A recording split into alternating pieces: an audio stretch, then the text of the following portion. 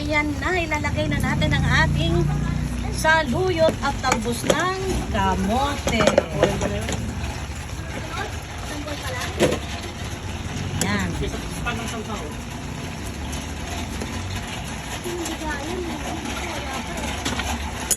I-mix lang natin para mahalo at maluto siya. Yan. Yako, baro may tubig ko lang. Ngayon, pag nahalo na siya, singaw lang yan, moist lang. Kaya na iluto. So, ilagay na rin natin ang bulaklak ng kalabasa at sili panigang. Yan. Hayaan lang natin siya na masingawan ng init.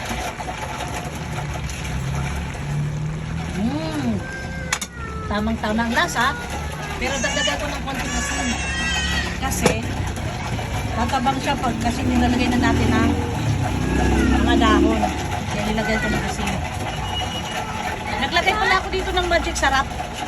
Hindi ko na lang na videohan, nakalimutan ko.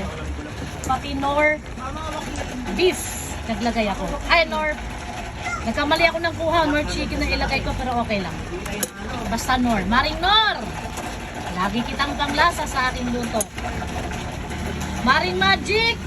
Minamagic ang lasa ng aking luto. Ayan na, Maring Magic. Hindi masarap luto mo, kaya kailangan mo ng ginamagic sarap. Siyempre, para ma-magic.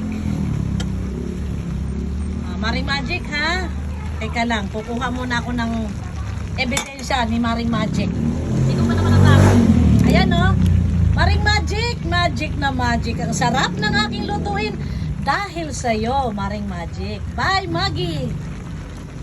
Ito naman si Nor. Maring Nor, kamusta ka naman? Kasama kita lagi sa aking lutuin, Maring Nor.